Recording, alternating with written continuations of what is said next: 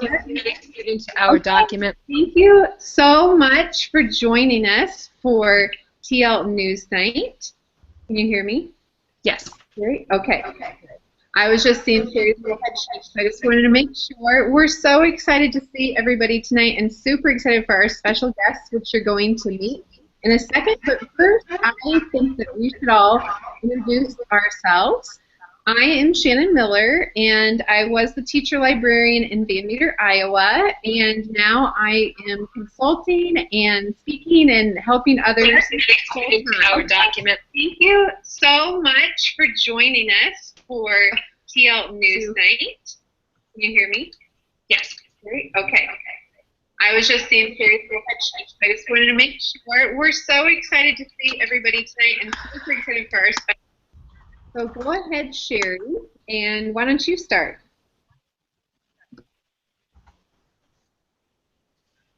Or Sue, you go ahead and take over. Well, I think we'll have a replay. I'm Sue Levine, the teacher librarian in an elementary school here in Atlanta, Georgia, and I'm thrilled that New Jersey is with us. Thanks, everybody.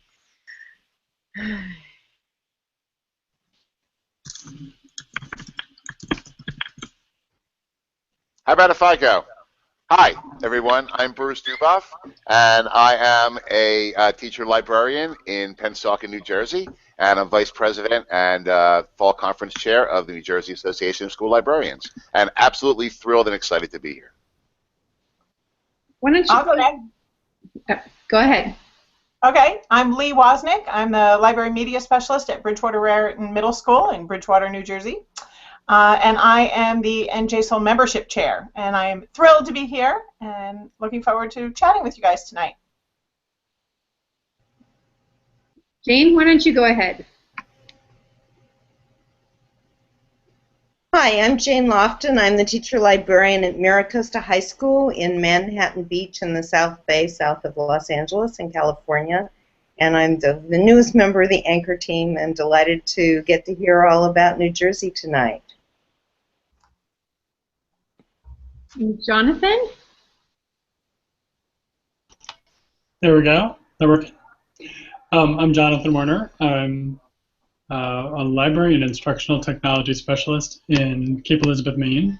And I'm originally from New York, so I'm very glad to be hearing these good New Jersey accents. Go ahead, Renee.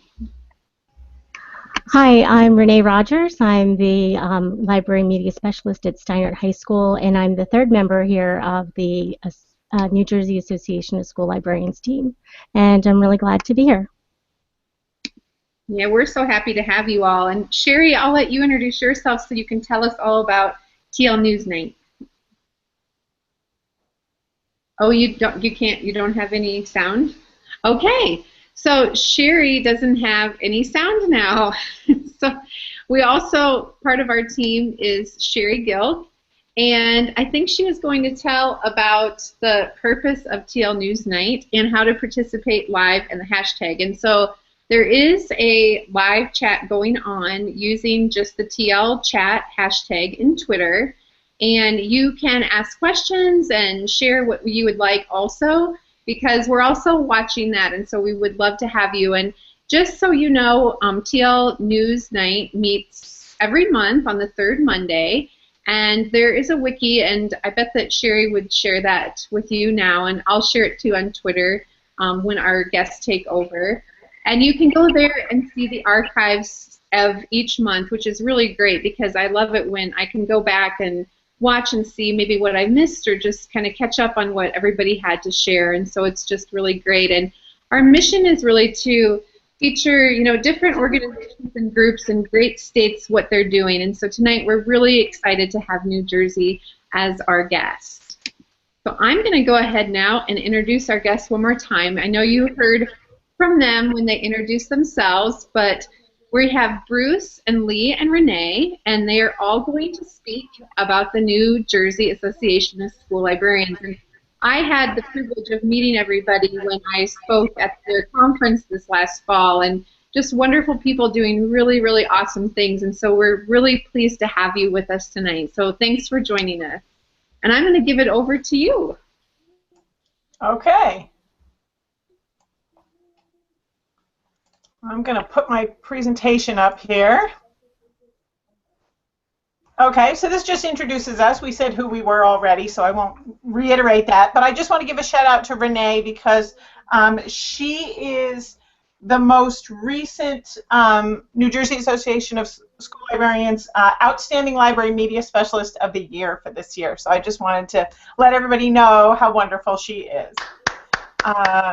So, yay! Absolutely. All right. Congratulations.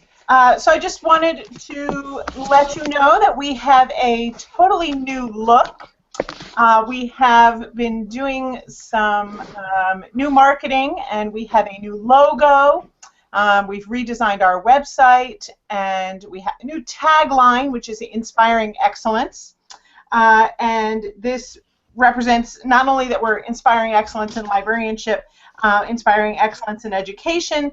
Of course, we inspire excellence in our students, our colleagues, and in each other. So that's our tagline. As Bruce mentioned, we are celebrating our 100th anniversary this year. We were first chartered, or whatever you want to call it, March 13th, 1915.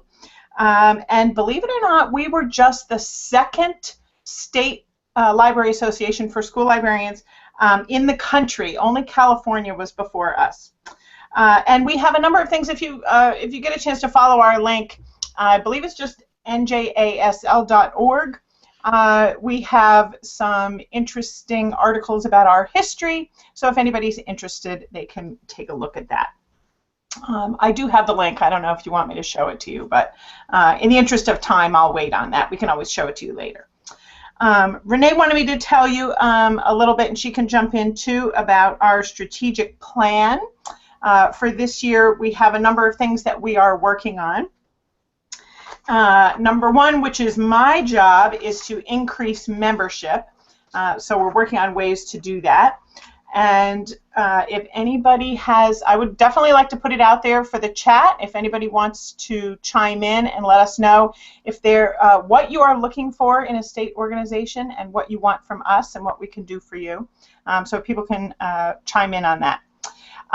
We are working on better internal and external communication, internal to our own members, and also external, and reaching out to decision makers and strengthening our professional partnerships, working with county affiliates, and working on ways that we can get the word out to people, to gatekeepers and decision makers like legislators, administrators, parents, teachers, what it is we do, because not everybody knows, and that's part of the problem.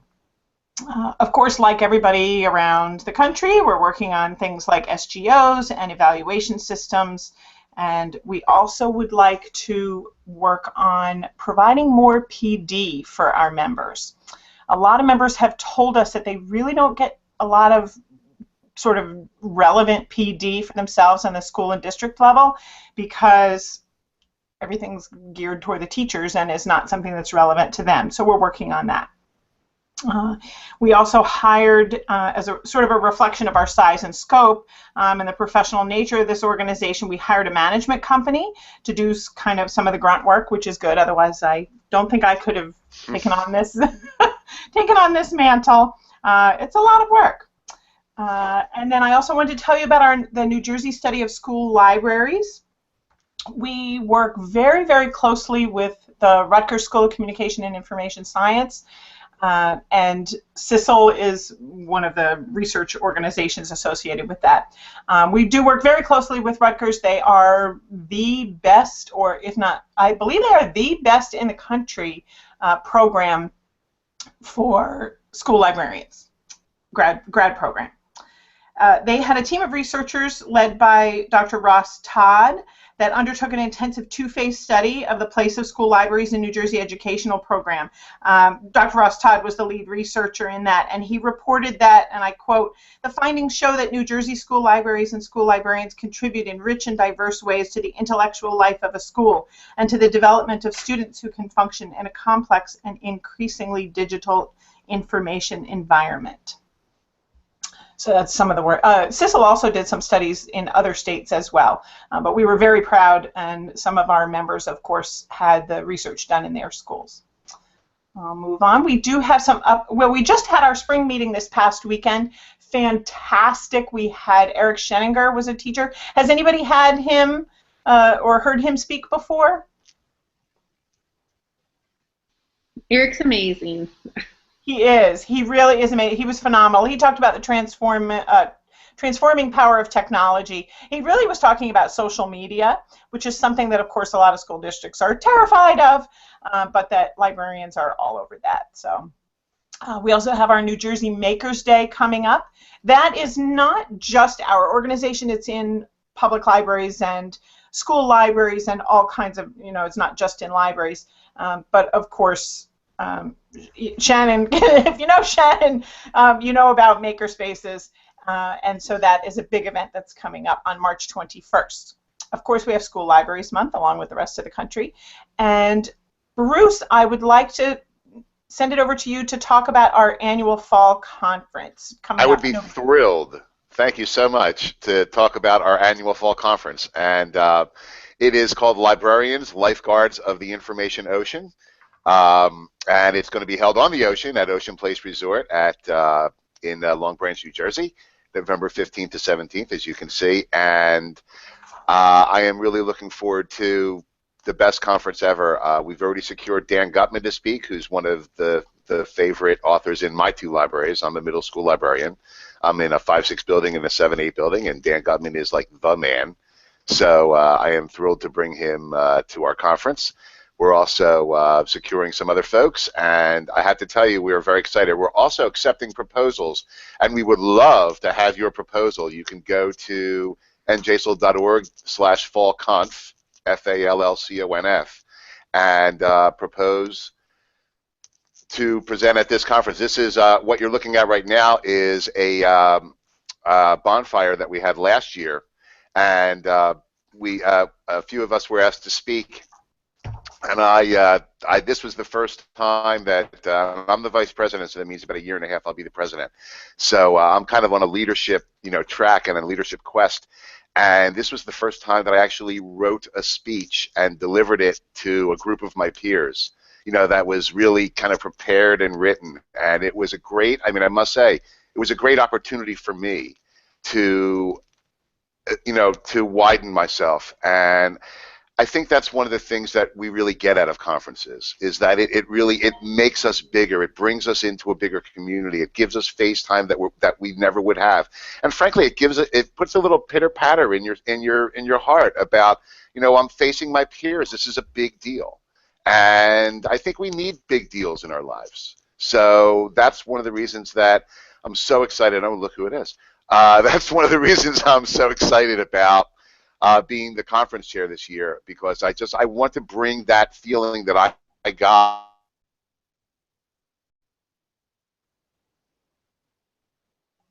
I think we maybe lost Bruce's sound, but I will.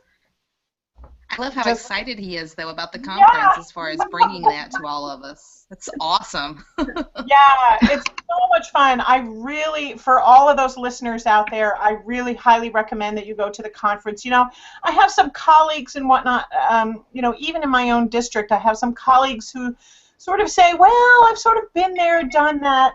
I've only been doing this for about 10 years, but every time I go to a conference, I learn something new, I get ideas, I network, I meet new people, and you always can get something out of it. And as Bruce said, I also highly recommend that people. Oh, sorry. Oh, I was just going to say, every conference is a wonderful new experience that you come away going, I'm so glad I didn't miss that one, right? Yeah, absolutely. There's always something new coming down the pike. And is it always at the same location, Lee? Your conference? Well, it's been there for a number of years. It has been in some other locations. About 2 years ago, it was at a different location, and a few years ago, it was in New Brunswick. So it has not always been at that location, but in the 10 years that I've been going, it's been there most of the time. Yeah, it was a wonderful place to have a conference, and just really a neat like layout of the schedule and just the events and that were included, and the speakers and the programming was just wonderful. So I highly recommend it as well. Absolutely. I mean, that's what librarians are all about, is sharing and giving each other ideas. We're really not gatekeepers about our own ideas, about our own programs and whatnot. Most of the best programs that I've done in my school, I got those ideas at conferences. Things like Predict a Snow Day, and I've been doing that in my school now for 4 years. And you know what? The people at my school, they don't know that I got that idea from somebody else. You look like a rock star, don't you? I'm wonderful because I do all these great things, but I'm not the originator of those. That's the best part. I think you're right. The transparency of our profession and the connectivity, and we get that at conferences face-to-face, and we get that now, and we get that on Twitter. And so, yeah, we all end up looking like we have these fabulous ideas because we take and mold and we choose and make it ours, and it fits your library and your students. So, again, together we're so much stronger. Absolutely, absolutely. And that will move right on, perfect segue there, of why you should join your state organization.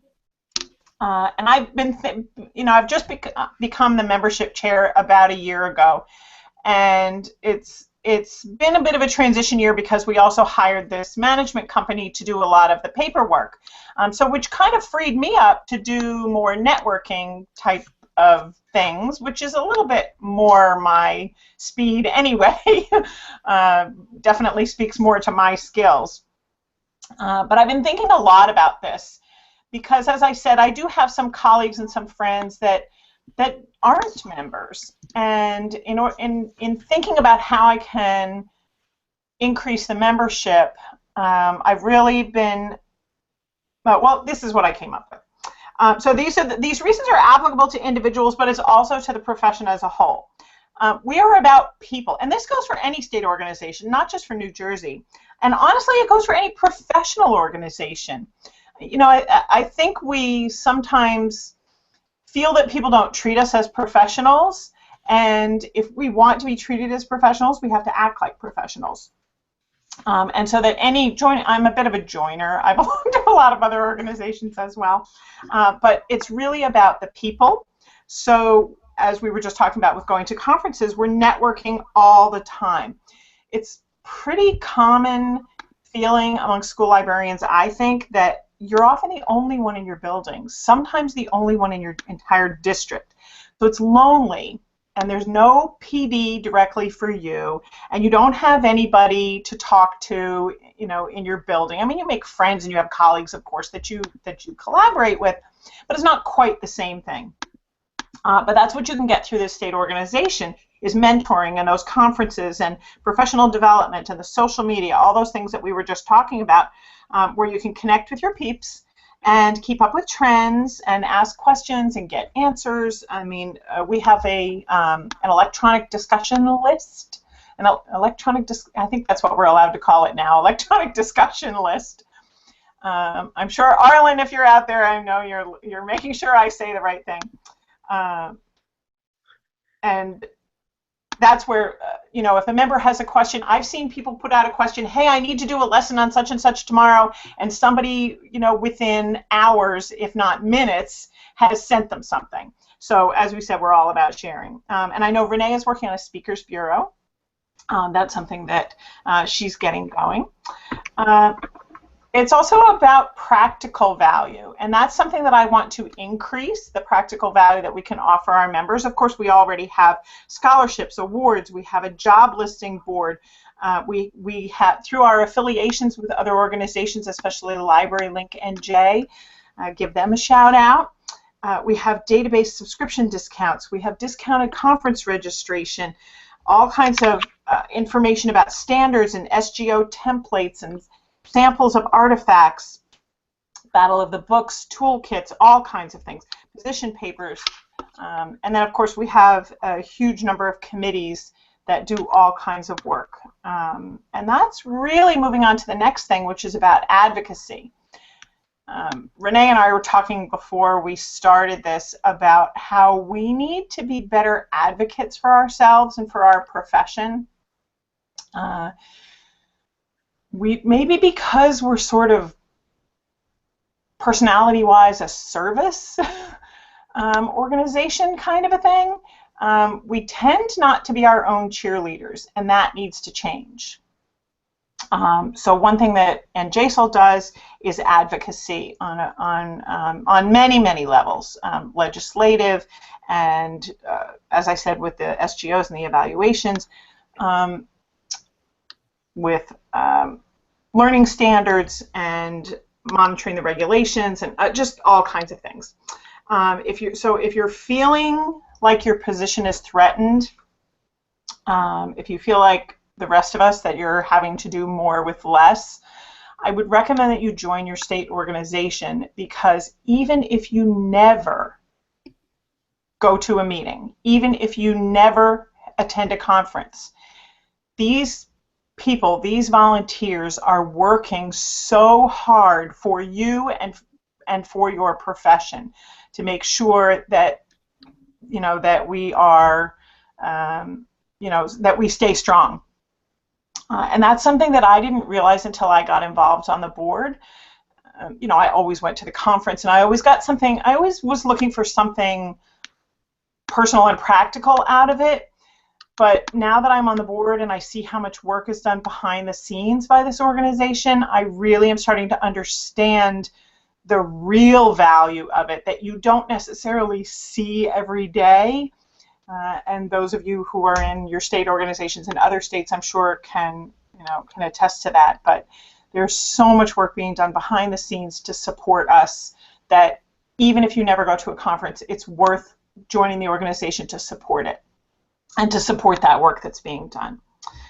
Let's see. Sorry, going through my notes here. I'm kind of old school. If I could just interject for a second, I always think we need you. You need us, we need you. It works together. We need the strength of numbers, and we do all this work on behalf of our members. Yeah, exactly. I mean, there was I know right now with the ESCA, the No Child Left Behind, we recently had. We were encouraging our members to send information to their senators about that, because we want to make sure that we're included. All right, let me go on to the next one. So we wanted to let everybody know, although I don't know if it's just New Jersey people listening tonight, but we have the same issues that everybody else is having across the country, of course. And Bruce and Renee, you can jump in anytime, but of course we are facing job losses and changes in job descriptions, which is it's really starting to be the new big thing. Of course, there are job losses. For example, in my district a number of years ago, they lost all of the we lost all of the support staff. And for example, I used to be one of 2 librarians in my school, and now I'm the only one. And that's, I'm nothing special, that everybody's facing that kind of a thing. But the newest thing seems to be where districts are finding a way to get rid of the librarians by changing the job description to an instructional technologist or whatever, mishmashy name they're calling it these days. And I think the problem is that they don't realize that we do that job already. So that's, of course, one big issue. Also, librarians, just using the example of my district, a lot of librarians are being asked to cover more than one school.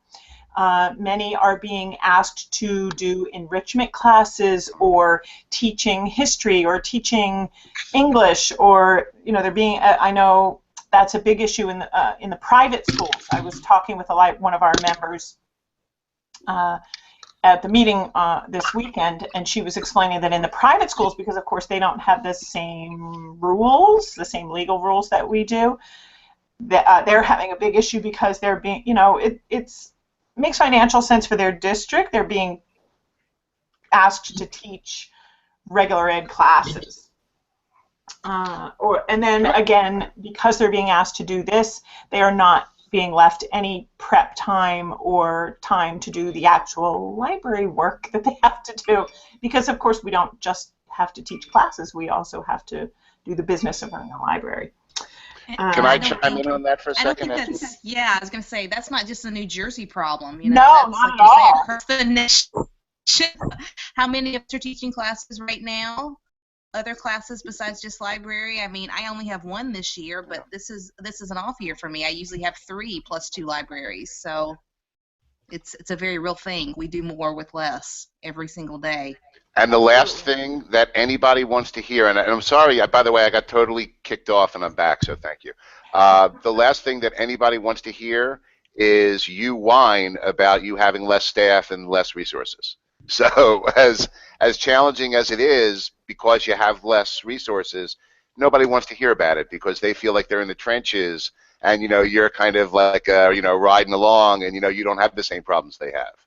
So it's a unique, the librarian is in a unique psychological situation where, you know, you have to kind of be friendly with everybody and relate to everybody and not necessarily choose sides. It's like all sides are my sides.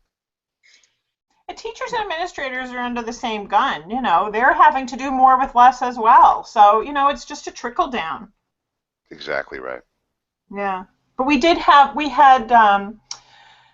recently there was an issue in a particular district where there was only one librarian for the whole district, and she was basically told that her job was ending at the end of the year.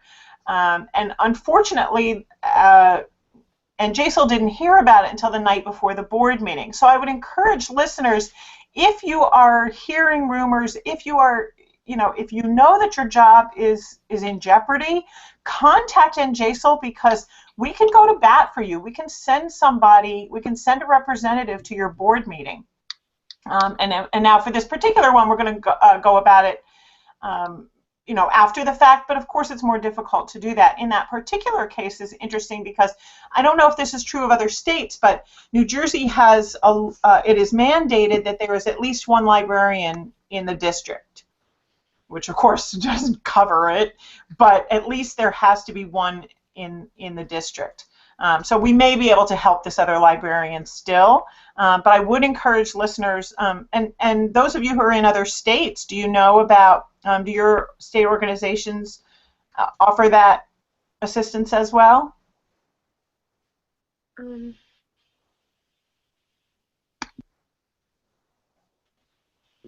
We definitely do everything we can here at Custom, California, and California School Library Association. Yeah. Do you have any legislation that says that a librarian is required, a certified librarian is required? Absolutely, in Iowa, we do. And do they follow it? Do the districts follow it? Yes. You know, there might be a librarian that covers more than, even one district. Yeah. But they do have, a certified teacher and, a certified teacher librarian, someone with their master's and teaching certificate. So it's very, very important in the state of Iowa. But traveling around, I hear all kinds of stories, in different states, and it's really important that we just keep advocating for the importance of that in states that it does happen, because it's just something that does make a difference. And I'm in Indiana, and we do have the same legislature that requires one certified media specialist per corporation, but it's per corporation. So again, you could be in charge of 15 schools, 2 schools. It just depends on your corporation size.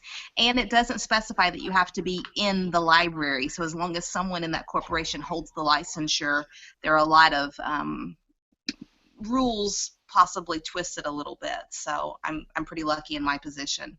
Sure. So they end up, sort of in a supervisory thing, and they're supervising administration. Absolutely. We're doing it on a duty or volunteers or whatever it is. They find a way to get around it.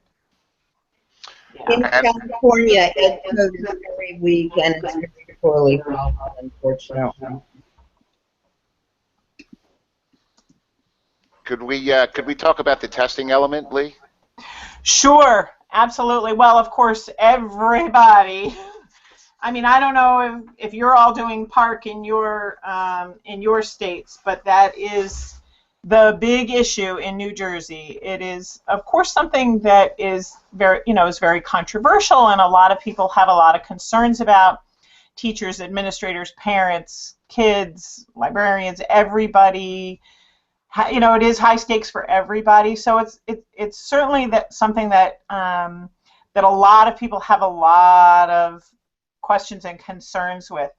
Renee and I were talking, however, before we got started tonight, and what we were marveling at is that whatever, I mean, and believe me, this could be another whole hour discussion, but what we were marveling at was that all the stories that we had heard, and of course, I don't know about Bruce, but Renee and I have done this in our district, that the librarians all over the state have really stepped up to go in and do tutorials, do troubleshooting, do the tech training for the teachers and for the students. And I know that I did that in my district, and so I'm really proud of us for doing that. Of course, whatever our personal feelings or objections may be, the school can't opt out, the teachers can't opt out, the librarians can't opt out. We don't have a choice. And while I certainly would not call it making the best of it or making lemonade, I do think, and I know for me personally, I felt really, not only that I was doing a good service for my colleagues and my students by helping them, but because somebody had to do it, because the training from Park was less than stellar, and so I knew that my teachers were anxious and my students were anxious, and so I know me personally, I did a lot of training and I spent a lot of extra hours, and yes, it took away resources, and I did do a sort of a little data crunching, and I did some comparison just on one database, EBSCO, last year to this year. The drop was in my usage report was about 90%, which is unfortunate. But as Renee and I were talking about beforehand, we just are really proud of our colleagues for stepping up and helping everybody do what they had to do to get it over with.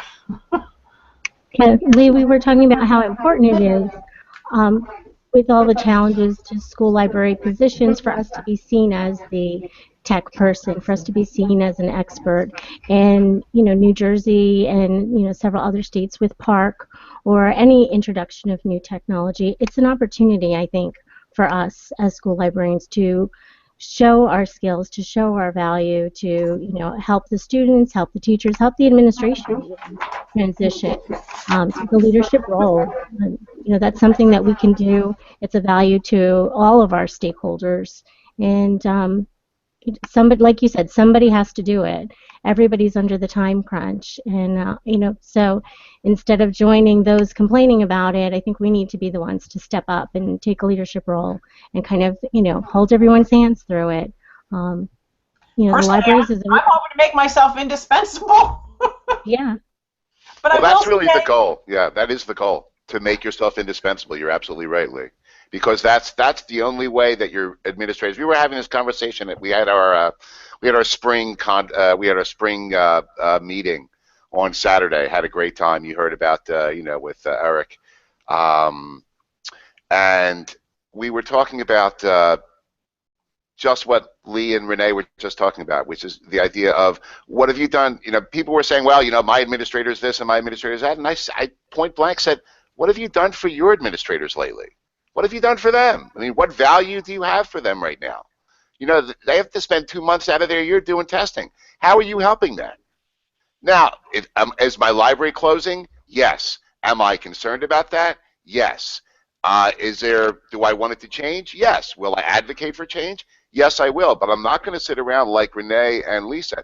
I'm not going to sit around and whine about it and complain about it. I'm going to do something about it. I'm going to advocate. I'm going to make friends. I'm going to see what I can do to get the best that I can get for my students, because that's my job. And it's what I like to do, and it's why I got into education in the first place. So why wouldn't I respond to this challenge in the same way that we librarians and we teachers respond to all challenges, which is get as much information as possible and then advocate. And one way that NJSL officially advocated was that although NJSL has not taken an official stance on PARC, our president, Arlen Kimmelman, shout out to Arlen, did make the State Board of Ed. And it is linked on here, but I'll just read you one quick little excerpt. Basically, Arlen, as the president representing NJSL, was adding our voice to all these growing concerns amongst educators, administrators, and parents over the appropriation of time and resources for the testing and for preparation. And I won't read the whole thing. Anybody can follow the link or find the link on our website, but I'll just read you this one little excerpt, and that is that school librarians and teachers know that in spite of being born into a digital world, our students don't know how to use or apply technology for academic purposes. We know that many of the schools are purchasing and installing numerous new computers because they have to, while encroaching on school library resources to do so. So between the two, we have a lot of technology that students don't know how to use correctly and no opportunity to provide the kind of education to the students because the computers are being used not to create information, but as word processors or as tutorials for PARC. And she goes on to really explain the value of school librarians for students, especially when it comes to, the acronym for PARC is about college and career readiness, which of course is what we do. We get our kids ready for college or career. And so her statement goes on to explain what a school library provides to students. And so I encourage everybody to take a look at that. But I have to say, I've been sort of the beneficiary because they bought, I had been asking for a cart of Chromebooks, and because of the testing, they bought me one.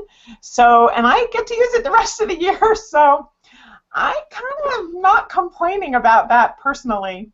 But I do know that other districts are not so generous. So, I really can't complain. Does anybody have anything else to add? Yes. I have my button on that says "Test, Don't Teach," and I just want to add that just to what we've been saying about the testing and everything else. This is the #1 main big time making angst, driving everybody to drink issue in New Jersey right now, and I assume in the other states who are testing. And I just want to say, we will get through this. We've been through it before. We'll go through it again.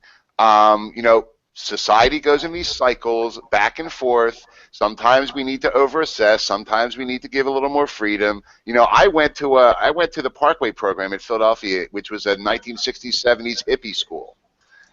So I mean, it comes full circle. It's okay.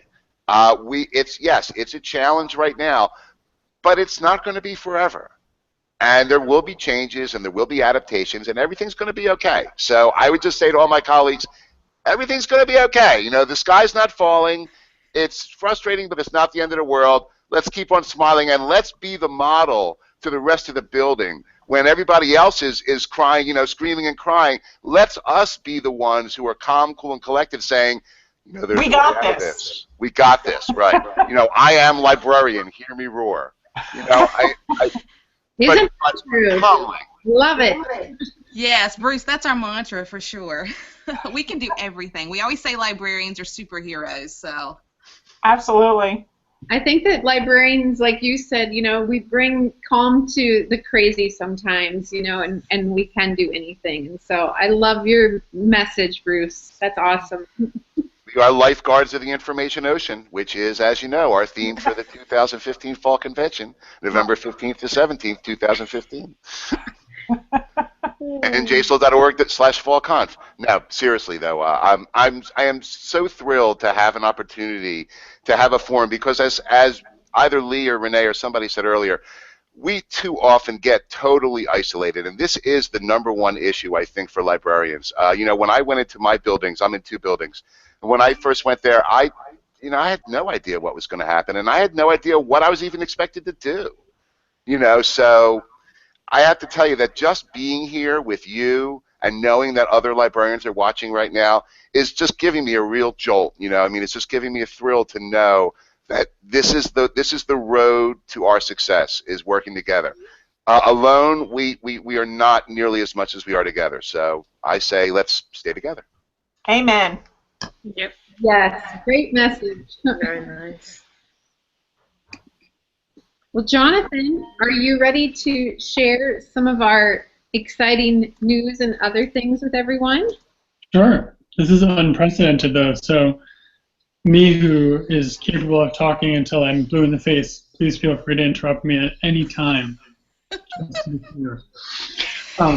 So I'll introduce myself again. I'm Jonathan Warner. I am a library and instructional technology specialist at Cape Elizabeth Library and Learning Commons in Cape Elizabeth, Maine. And as I said earlier, being originally from New York, that was a beautiful symphony to hear of accents, and I thank you all, because I'm less homesick than I did moments ago.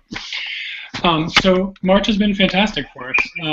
We're going to look at a couple things, but the first is our monthly virtual cafe, and that was March 2nd, and I believe this is, please correct me anytime I make a mistake here, but I believe this is the first Monday of each month, and our theme was how to integrate technology, specifically apps, into library media, and the geeky girl, Jamie Forshee, did a fantastic job focusing on the way in which we really can get overly, I think, overwhelmed by so many different options.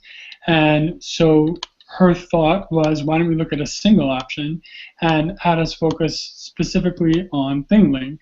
And I've used ThingLink quite a bit myself. I love it as a way to do a shelf talk, where you take a picture of a bunch of books and you utilize the touch buttons that ThingLink allows you to create for a short film, for internet links, for further information. And her suggestion was really to apply it all over the place. And everything from library displays to professional development options, where it would allow for interaction between the person who's doing the professional development and all the individuals who might have different levels of skill, something like a badge system, but with this visual representation. It allows you, if you haven't looked at it before, to take any image and add all these touchable points as a part of it. And so another option she suggested, which I thought was fantastic, was project-based for students, so that they could create a product that was interactive for either other students, for parents, or for teachers, and demonstrate their learning through a bunch of different sort of connected pieces. She gave us some great examples also of thematic ThingLinks. She gave the example of Number the Stars by Lois Lowry and a series of activities that a teacher had created. So there was a kind of self-guided activity that a student could follow related to an individual book. Interactive exhibits like the Dinosaur Museum that she gave us the example of. And then I also, being a passionate advocate for something other than sit and get professional development, I was thrilled to see her using it as sort of the go-to place for a series of other questions that might be the focus of a particular technology session. So you might have formative assessment in the example she gave, and then the image allowed for a number of different interactions with various ways to think about formative assessment, and one of those that she gave the example was Google Forms. And that then raised a term that I think we should all get more familiar with. I'm in a one-to-one iPad school, grades 7 through 12, so I think about this a lot, but Greg Kulowitz coined the term app smashing, where you take individual apps and use them together. And I loved this focus on a single app to become much more in-depth in your comfort level, but then using some additional background apps, and in this case Google Forms, to get to some additional information. Anyone else who participated in that wanted to chime in as further observations about that piece of our month?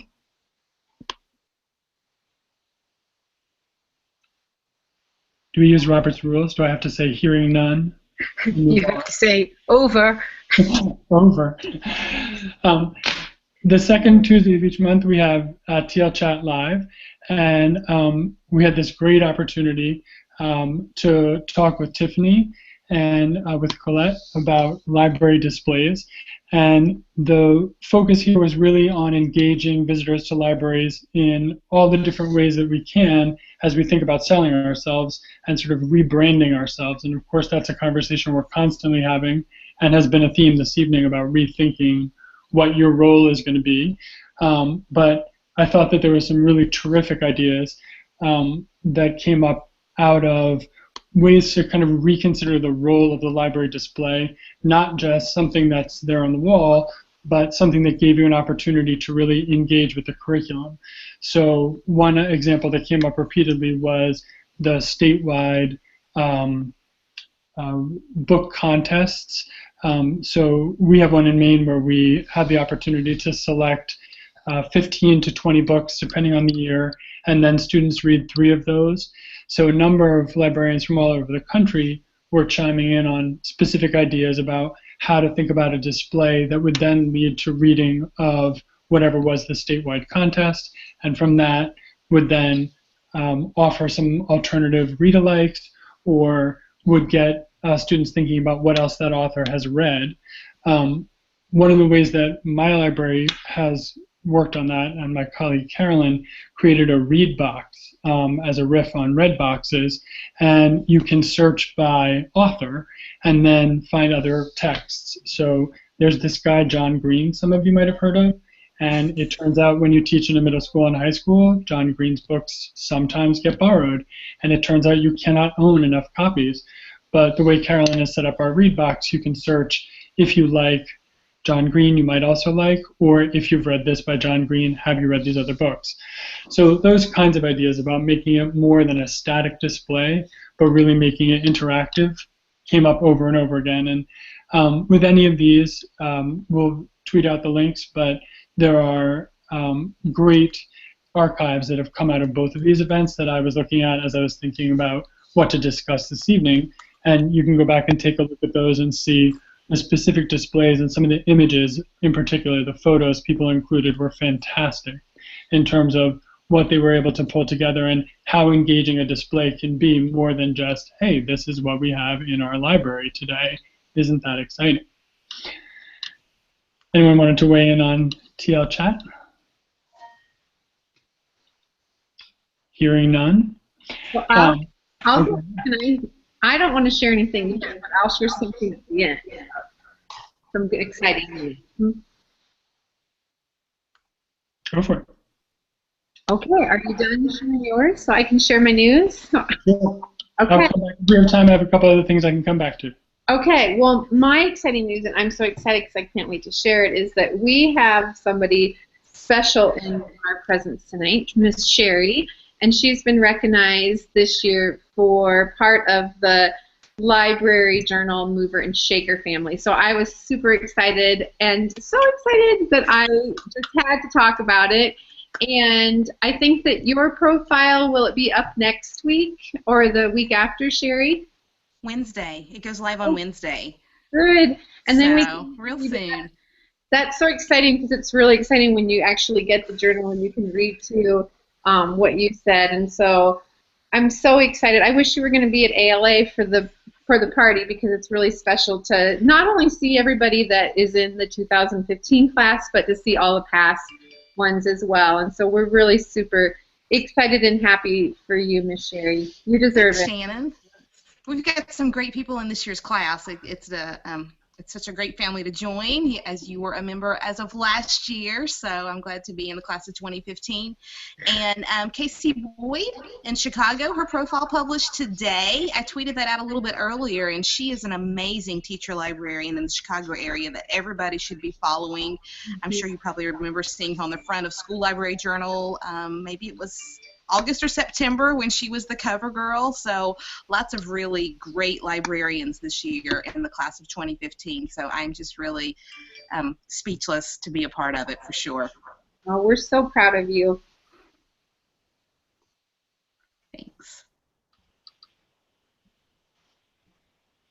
So I'm thinking it's about 8:50. Should I go back to one of the Yeah, go ahead. something we may want to know about.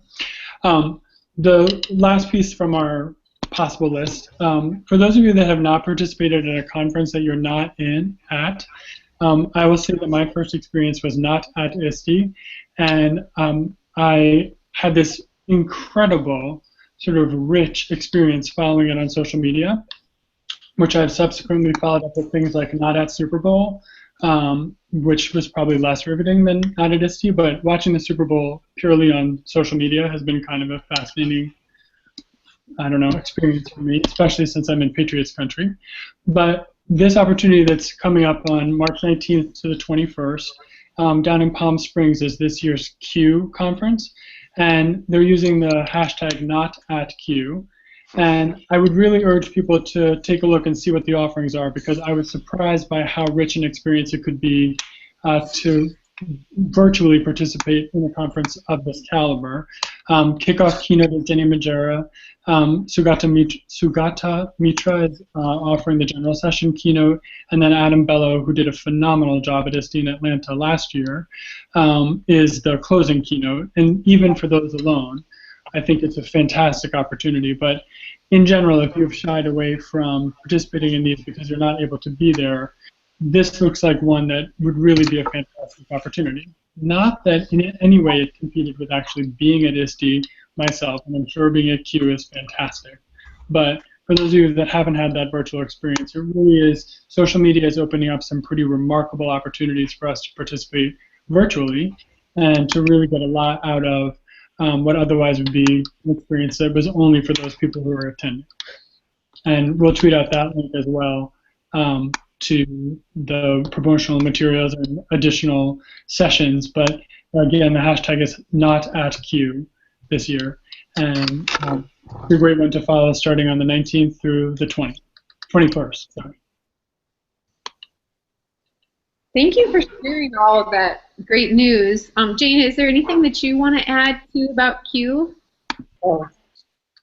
Yeah, I think Jonathan pretty much said it. I would just second that actually I've attended my first ISTE remotely, and it was amazing what I got, how many links to sessions and so on. And I am going to be at Q, but I would really recommend following. I think they're working really hard on promoting this Not at Q hashtag, and you can follow that. You can follow Q15, and they're even starting this year for the first time some digital badges you can earn, and I think there's some of the badges, like I think there's a Not at Q badge you can earn, even if you're not there. So look into that. That's awesome.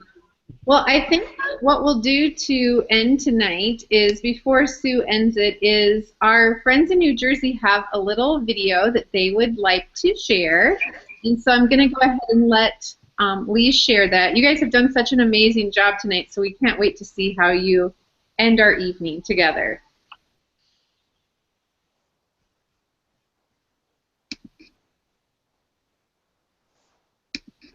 A recent survey of first-year college students found that 75% have no idea how to locate articles and resources they need for their research. And 60% don't verify the accuracy or reliability of the information they find. This is a huge problem that affects the future success of our students, and the solution is found in our school libraries. Today's school libraries, staffed by state-certified school librarians, are quickly transforming into digital learning centers. They were designed to equip students with the skills they need to succeed in a world that is becoming more global and hyper-connected. And while the internet may be saturated with information, a web search simply cannot replace the skills and experience of a school librarian. School librarians, also known as school library media specialists, teach critical thinking and independent learning skills that go far beyond fact-finding. They also nurture the emotional development of students and play a big role in developing their social, interpersonal, and communication skills. Studies show that students with access to well-funded school libraries score much higher on standardized tests. School librarians also offer a cost-effective approach to the professional development of a school's faculty and staff through one-to-one or group interaction. Today's school libraries and their certified staff of librarians have a huge influence on the educational quality of a school and are critical to student achievement and success. How does your school library stack up? To learn more about how to support your local school library, go to www.njasl.org.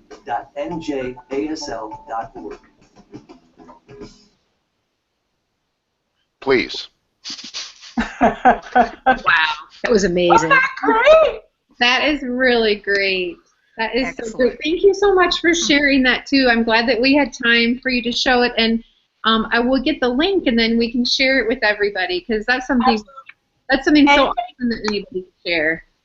Yeah, anybody can find it on our website, but the YouTube link, I'll shoot you the YouTube link as well. In fact, I'll grab that right now. Thank you so much, Lee, and thank you, Bruce and Renee and Lee, for an awesome evening too. You guys are Thanks for having us. Thank you. Yeah, this was really a lot of fun. I have to tell you that I really must do this again because this was a blast. We like to have a little fun here. We'll just have Bruce back every month. He'll just be a regular. I'm in. Yay! Thank you. And how about the snow has disappeared? Woohoo! 80 degrees in Denver today, so can't beat that. Can I just say one more Thank you thing? so much for having us. Thank you, guys. I know Shannon won't put in a plug for herself, so I'm going to do it. Monday, April 6th is our next TL Virtual Cafe, and Shannon's talking with Diana about makerspaces, and we hope you'll join us for that as well. That's the first Monday next month, the 6th, and wanted to make sure people had that on their calendars as well. Shannon and Diana, talk about rock stars. That's going to be awesome. Makerspace rock stars. We're going to have fun. That does sound like a good time, actually. What are you going to make? Spaces. What do you think? It's a makerspace. It's going to be Makerspace. What? Can I just put a plug in for Discovery Education? You guys, I don't know if you've ever heard of Denapalooza, but they're back on tour for 2015, and that's a free conference. Can you all hear me okay? Mm-hmm. So, they're in California, Georgia, Illinois, South Carolina, Denver, Michigan, Texas, Canada, Pennsylvania, Kansas City, Florida, Tennessee. They're going to go to the United Kingdom this year. Got Milwaukee, North Carolina, San Antonio, Sayreville, New Jersey on October 17, 2015. Toronto, Vancouver. So anyway, it's a free event. It's a lot of fun. Denapalooza, if you just Google that, you'll be able to get your information on where it is. And I think everybody should show up because all educators are welcome and it will just enrich your life. So please come. It's just such a party. I hate for you to miss it. Okay. Well, if that means nothing to you, go to one of the events and you'll see why, Bruce. Is that the links to? Well, you know what it is? Yeah, what it is, I'm going to put the link in here. They had it on a blog, but now it's Weebly. But let me just paste that into our thingy bopper right now. Yeah, Discovery Education actually does some great things, so I'm actually all about that. Well, anybody who's supporting our profession is good. Well, they do a lot of great things, and if you become a Den star, you can attend their summer institute, and you could just get deeper into the Den community, and there's a lot of Denbrarians in that community, so there's a lot more support, and they have a lot of resources to help. So, it's another great avenue, Discovery Education. We just heard this weekend at our spring meeting. Somebody was telling me that they have the Discovery Ed has some I don't know if they were I think it was webinars that they had. It wasn't just their videos, but it was webinars. They have, oh my gosh, there is a full calendar. I'll try to find a link. And every night there's something. Oh, really? There are so many webinars that once you get into the professional development with Discovery, it doesn't stop. It can become quite overwhelming, actually.